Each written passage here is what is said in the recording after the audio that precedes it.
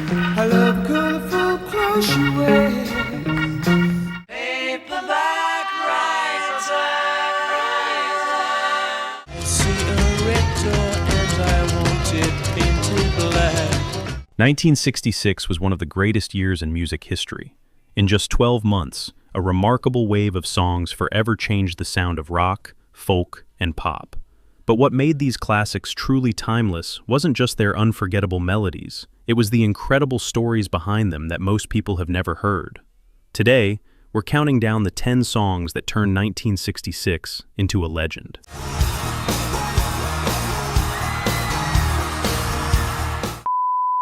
Number 10. Do You Believe in Magic? The Lovin' Spoonful. Do you believe in magic in a young girl's heart? In 1965, inside a small club in Greenwich Village, John Sebastian wasn't watching the band. He was watching the audience. A young woman near the stage had started dancing to every beat. Just minutes earlier, she had been standing quietly in the crowd. Now she was smiling, singing along, and completely swept away by the music. Sebastian didn't want to write a song about the girl. He wanted to write about the feeling the music had just created. That moment became Do You Believe in Magic? How the music can free her whenever it starts and it's magic. The Lovin' Spoonful recorded the song in a single session in New York. The jug band-inspired arrangement was originally meant to be temporary, but the band decided to keep it because it captured a natural energy they couldn't recreate a second time. If the music is groovy, it makes you feel happy like an old-time movie. Released in 1965, the song quickly climbed into the top 10 of the Billboard Hot 100. It became the Lovin' Spoonful's first major hit and launched one of the most successful folk rock careers in America.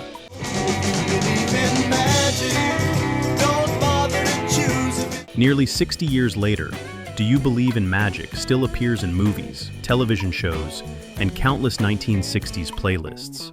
Just go and listen, it'll start with a smile. Your feet start tapping and you can't seem to find. Some songs are remembered for their lyrics. Some are remembered for their melodies. But Do You Believe in Magic is remembered because it reminds us of that magical moment when music makes an entire room smile together. Maybe then you'll see how the magic's in the music and the music's in the believe. Like I do believe in magic. Number 9. Sunny Afternoon, The Kinks. This man's taken all my dough. In 1966, Ray Davies had everything a rock star could dream of. Hit records, sold-out tours, and then the tax bill arrived. At the time, Britain's top income tax rate exceeded 90% for the country's highest earners. Davies watched most of the money he had worked so hard to earn disappear, and all he could do was laugh. Instead of getting angry, he sat down at his piano and wrote Sunny Afternoon. Blazing on a sunny afternoon. The song tells the story of a wealthy man who loses almost everything, yet still sits back and enjoys a sunny afternoon. It was a satire of the upper class, but it was also Ray Davies' way of laughing at his own situation. He's taken everything I got.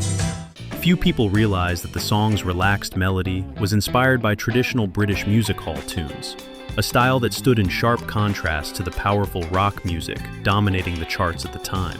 That very contrast helped Sunny Afternoon stand out on the radio. All I've got's this sunny afternoon. Released in the summer of 1966, the song quickly reached number 1 on the UK charts and became one of the Kinks' biggest hits.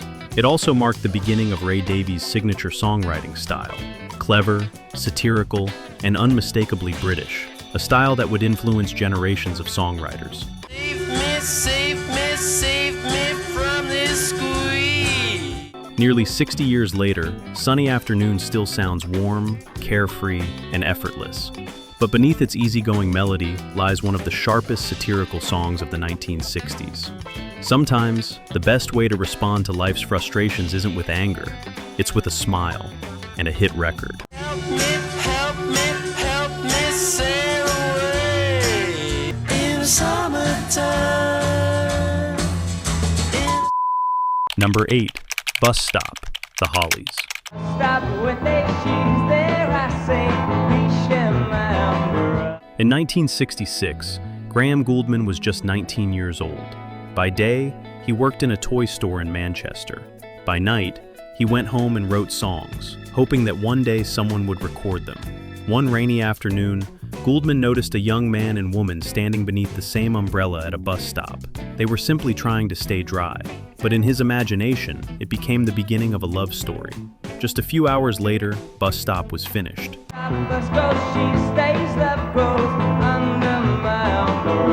Instead of recording it himself, Gouldman sent the song to the Hollies. The band immediately fell in love with its melody and decided to take it into the studio. Alan Clark's heartfelt lead vocal and the group's signature harmonies transformed an ordinary moment into one of the most unforgettable love songs of the 1960s. That summer we enjoyed it, wind and rain and When it was released, Bus Stop climbed into the top 5 on the Billboard Hot 100, becoming the Hollies' biggest hit in America and introducing them to audiences around the world. Ironically, the man who wrote the song was still virtually unknown. every morning I will see you waiting at the stop. A few years later, Graham Gouldman would become a founding member of 10cc, the band behind classics like I'm Not in Love and The Things We Do for Love. But for many music lovers, it all started with a rainy day, a single umbrella, and a 19-year-old songwriter who turned an ordinary moment into a song the world still remembers nearly 60 years later. My oldest, she was mine. Yeah. The way the whole thing started, silly but it's true. Number 7. Paperback Writer, The Beatles.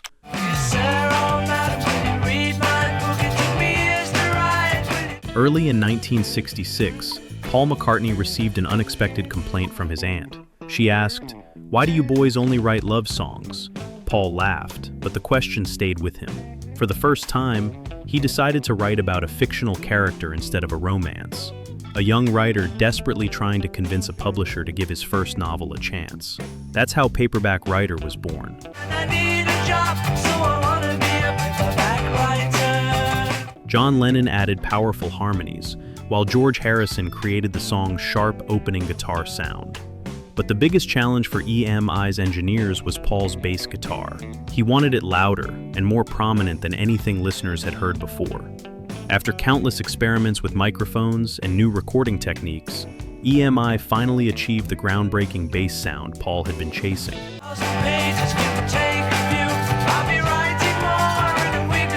Released in May 1966, Paperback Writer quickly reached number 1 on both the Billboard Hot 100 and the UK Singles Chart. It also became the first Beatles single to be promoted with specially filmed promotional clips, the early predecessors of today's music videos.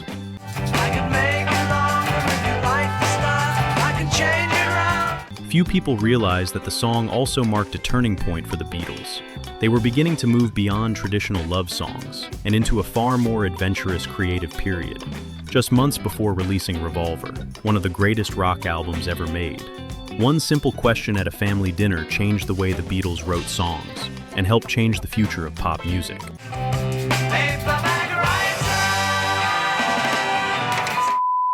Number 6. Good Vibrations, The Beach Boys.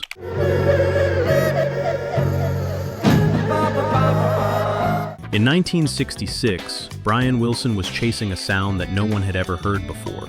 He called it Good Vibrations, the idea that people could somehow sense positive energy from one another. The sound existed only in Brian's imagination, but he was determined to bring it to life. I love colorful close your ways. Instead of recording the song in just a few days, Brian constantly changed his ideas. He moved from one studio to another, recording individual musical sections before assembling them into a complete song. More than 90 hours of studio time, dozens of session musicians, and a budget of roughly $50,000 made Good Vibrations the most expensive single ever recorded at the time. Many people believed Brian Wilson was wasting both time and money.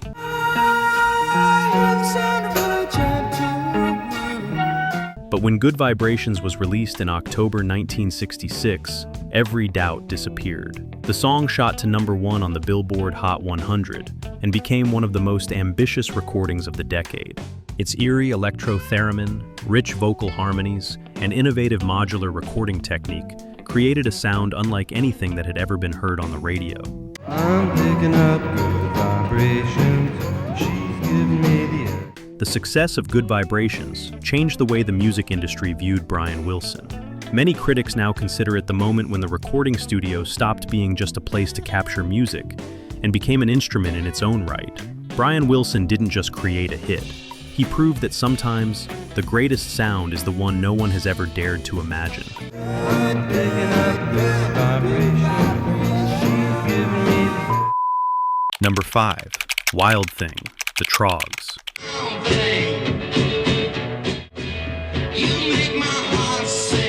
In 1966, the Trogs weren't looking for a hit. They were simply recording a song another band had passed on. Wild Thing had been written by American songwriter Chip Taylor and originally recorded by the Wild Ones, but that version went almost completely unnoticed.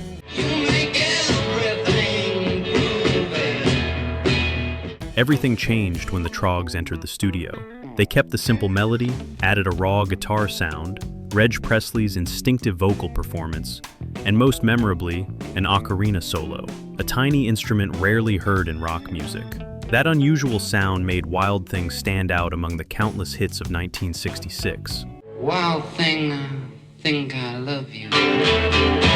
Even more surprising, the song was recorded in a remarkably short session. There were no elaborate arrangements or endless retakes. The band simply captured the raw energy of their first performance. But I wanna know for sure. When it was released, Wild Thing raced to number 1 on the Billboard Hot 100, becoming the biggest hit of the Trogs' career, and one of the defining songs of garage rock. Come on, hold me tight. I love you. Years later, the song found a second life when Jimi Hendrix performed Wild Thing at the Monterey Pop Festival in 1967, before ending the performance by setting his guitar on fire, one of the most iconic moments in rock history. Some hits become timeless because they're polished to perfection. Wild Thing became timeless for the opposite reason. Its raw simplicity and untamed spirit still sound just as powerful nearly 60 years later. Wild thing. You make my heart. Number 4. The Sound of Silence, Simon and Garfunkel. Hello, darkness, my old friend. In early 1965, Paul Simon often carried his guitar into the bathroom, not because he wanted to take a shower, but because the tiled walls created the echo he loved. Sitting alone in the dark, he quietly played his guitar and wrote The Sound of Silence. I've come to talk with you again. The song was first released as an acoustic recording, but almost no one noticed. The album sold poorly, Simon and Garfunkel split up, Paul Simon moved to England to perform, and Art Garfunkel returned to college. It seemed like the story was already over. In the sound of silence. Then something completely unexpected happened. After noticing that radio stations had begun playing the acoustic version, producer Tom Wilson secretly brought the original recording back into the studio and added electric guitar, bass, and drums, without telling either Paul Simon or Art Garfunkel. A few months later, while Paul was still in England, The Sound of Silence suddenly climbed to number 1 on the Billboard Hot 100. He didn't even know it had become a hit until friends called to congratulate him. In restless dreams I walked alone. Few people realized that if Tom Wilson hadn't made that bold decision, Simon and Garfunkel might never have reunited, and the history of folk rock could have taken a very different path. The Sound of Silence didn't just save the duo's career. It proved that sometimes, one decision made inside a recording studio can change music history forever. Then split the night. Number 3. California Dreamin', The Mamas and the Papas.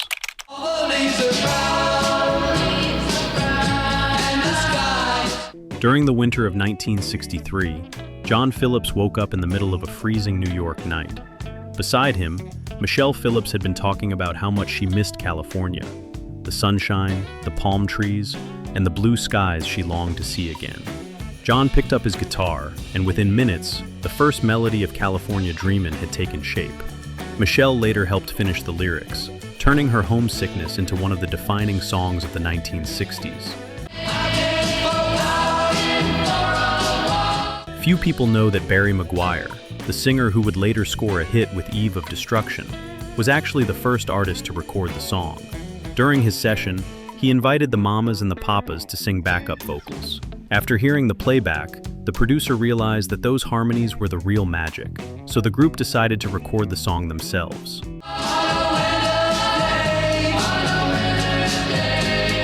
Another memorable touch, the famous flute solo in the middle of the song, wasn't even part of the original arrangement. It was added at the last minute and became one of the song's signature moments.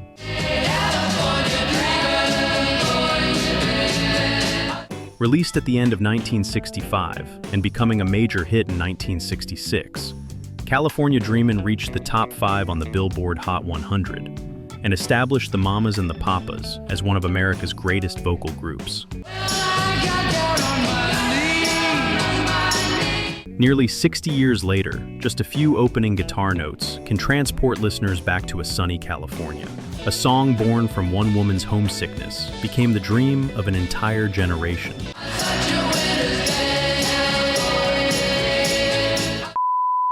Number 2, Paint It Black, The Rolling Stones. In 1966, the Rolling Stones decided to do something very few rock bands had ever attempted. They brought an Indian instrument into a rock song. I see a red door and I want it painted black. While recording Paint It Black, Brian Jones became fascinated by the sound of the sitar after hearing the Beatles use it on Norwegian wood. He brought the instrument into the studio, and within just a few notes, it created a haunting atmosphere unlike anything rock audiences had heard before. No colors anymore, I want them to turn black. Few people realize that Paint It Black didn't come together overnight.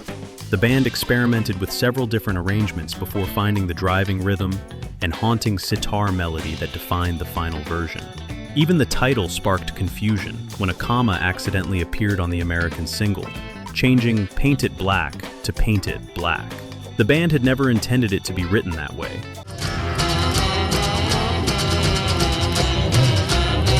Released in May 1966, the song quickly reached number 1 on both the Billboard Hot 100 and the UK Singles Chart, becoming the Rolling Stones' third consecutive international smash hit.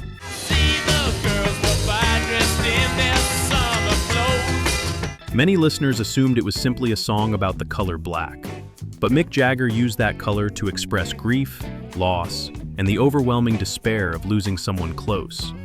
A line of cars and they are painted black. Nearly 60 years later, those unforgettable opening sitar notes are still enough for listeners to recognize the song within seconds. One bold decision in the studio created one of the most iconic sounds in rock history.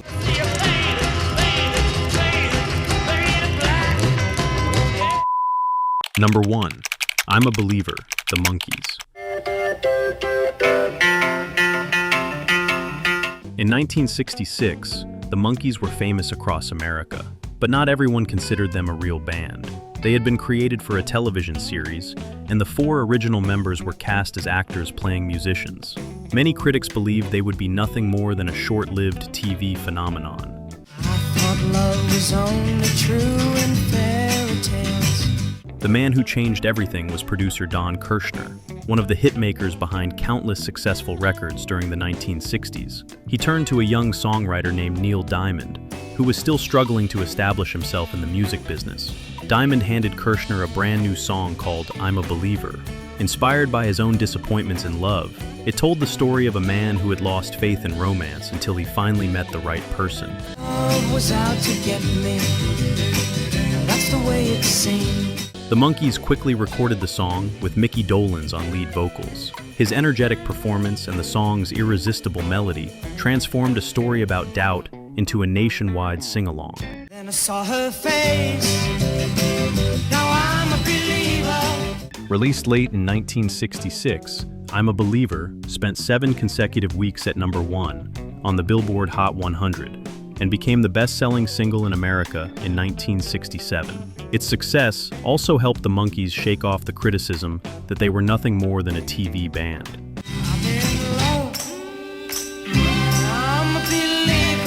Few people realized that Neil Diamond would later become one of America's most successful singer-songwriters. But I'm a Believer was the song that first introduced his songwriting to millions of listeners around the world.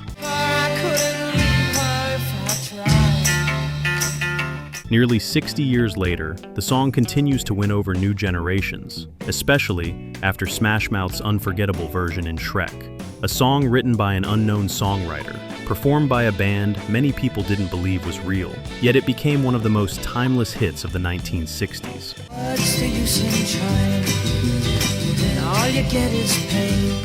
Nearly 6 decades have passed, yet these songs continue to live on in the hearts of millions of music lovers. Each one carries more than just a timeless melody. It preserves a story, a memory, and the spirit of an entire generation. Because truly unforgettable songs aren't remembered only for how they sound, they're remembered for the stories behind them. Stories that continue to be passed down from one generation to the next. If today's video brought back a few cherished memories, we'd truly appreciate it if you gave it a like, subscribed to the channel, and shared it with someone who grew up with these incredible songs. And before you go, let us know in the comments, which song touched your heart the most? Thank you so much for watching. We'll see you in the next video, where we'll uncover even more fascinating stories behind the greatest songs ever recorded.